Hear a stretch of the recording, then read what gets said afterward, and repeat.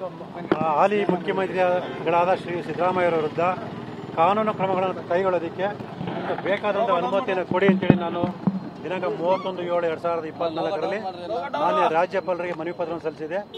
ನಾನು ಸಲ್ಲಿಸಿದಂಥ ಅರ್ಜಿ ಮತ್ತು ದಾಖಲಾತಿಗಳನ್ನು ಪರಿಶೀಲಿಸಿ ಮಾನ್ಯ ರಾಜ್ಯಪಾಲರು ಅವರ ವಿರುದ್ಧ ಕಾನೂನು ಕ್ರಮ ಕೈಗೊಳ್ಳೋದಕ್ಕೆ ಈ ದಿನ ಅನುಮತಿಯನ್ನು ಕೊಟ್ಟಿದ್ದಾರೆ. ಈ ದಿನ ಬೆಳಗ್ಗೆ ನಮ್ಮ ರಾಜ್ಯಪಾಲರ ಕಚೇರಿಯಿಂದ ನಾನು ದೂರವಾಣಿ ಕರೆ ಮೂಲಕ ಕಚೇರಿಗೆ ಬರೋದಕ್ಕೆ ಹೇಳೋದ್ರಿಂದ ಈ ದಿನ ಕಚೇರಿಗೆ ಬಂದು ಅನುಮತಿ ಪತ್ರವನ್ನು ಪಡ್ಕೊಂಡಿದ್ದೇನೆ.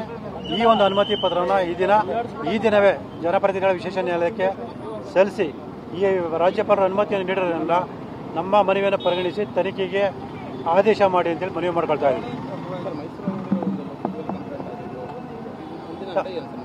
ಸರ್, ಲೋಕಾಯುಕ್ತದಲ್ಲಿ ಈಗಾಗಲೇ ನಾವು ಅರ್ಜಿ ಕೊಟ್ಟಿದ್ದೀವಿ. ಈ ಒಂದು ಅನುಮತಿ ಪತ್ರದ ಮೇಲೆ ಅವ್ರ ಮೇಲೆ FIR ಮಾಡಿಸ್ಬೋದಾ ಅಥವಾ ನ್ಯಾಯಾಲಯದ ಮೂಲಕ ಆದೇಶ ಏನು ಬಾಕಿ ಇದೆ ಆ ಆದೇಶದ ನಂತರ ಮುಂದಿನ ಕ್ರಮ ತಗೊಳ್ಬೇಕು ಅನ್ನೋದ್ರ ಬಗ್ಗೆ ನಮ್ಮ ವಕೀಲರ ಜೊತೆ ಚರ್ಚೆ ಮಾಡಿ ಆ ಮುಂದಿನ ಕ್ರಮಗಳು ತಗೊಳ್ತಾರೆ.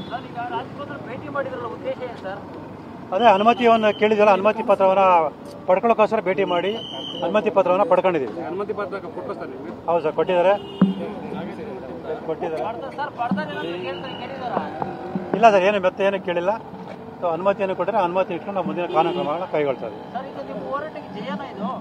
ಹೌದು ಸರ್, ಇದು ನಮ್ಮ ಹೋರಾಟಕ್ಕೆ ಚಿಕ್ಕಂತಹ ಒಂದು ದೊಡ್ಡ ಜಯ ಅಂತ ಹೇಳ್ಬೋದು. ಈ ಒಂದು ಆಧಾರದ ಮೇಲೆ ಮುಂದಿನ ಎಷ್ಟು ಕಾನೂನು ಹೋರಾಟಗಳನ್ನು ನಡೆಸಿ ಏನು ತಪ್ಪು ಅಪರಾಧ ಕೃತ್ಯ ಮಾಡಿದರೆ ಅಪರಾಧ ಕೃತ್ಯ ಮಾಡಿರ್ತಕ್ಕಂಥ ಮಾನ್ಯ ಮುಖ್ಯಮಂತ್ರಿ ಸಿದ್ದರಾಮಯ್ಯ, ಅವರ ಪತ್ನಿ ಶ್ರೀಮತಿ ಪಾರ್ವತಿ, ಅವರ ಬಾಮಾಯ್ದ ಮಲ್ಲಿಕಾರ್ಜುನ ಸ್ವಾಮಿ ಮತ್ತು ಮಲ್ಲಿಕಾರ್ಜುನ ಸ್ವಾಮಿಗೆ ಸುಳ್ಳು ಕರೆಪತ್ರ ನೋಂದಣಿ ಮಾಡಿಕೊಂಡು ದೇವರಾಜು ಮತ್ತು ಇವರಿಗೆ ಸಾಕಷ್ಟು ಇತರರ ವಿರುದ್ಧ ಶಿಕ್ಷೆ ಕೊಡಿಸೋದಕ್ಕೆ ಏನು ಬೇಕೋ ಆ ಒಂದು ಕಾನೂನು ಹೋರಾಟವನ್ನು ಮುಂದುವರಿಸ್ತೀವಿ.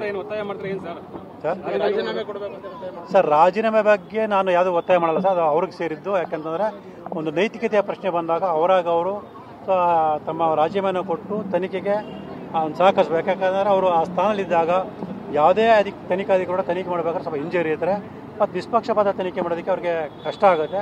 ಸೊ ಇದನ್ನೆಲ್ಲ ಅರ್ಥ ಮಾಡಿಕೊಂಡು ಮಾನ್ಯ ಸಿದ್ದರಾಮಯ್ಯ ಅವರು ಆ ಒಂದು ರಾಜೀನಾಮೆ ಕೊಟ್ಟರೆ ಅದು ಅವರ ವ್ಯಕ್ತಿತ್ವಕ್ಕೆ ಒಂದು ಗೌರವ ಇನ್ನಷ್ಟು ಹೆಚ್ಚುತ್ತೆ ಅನ್ನೋ ನನ್ನ ಒಂದು ಅನಿಸಿಕೆ.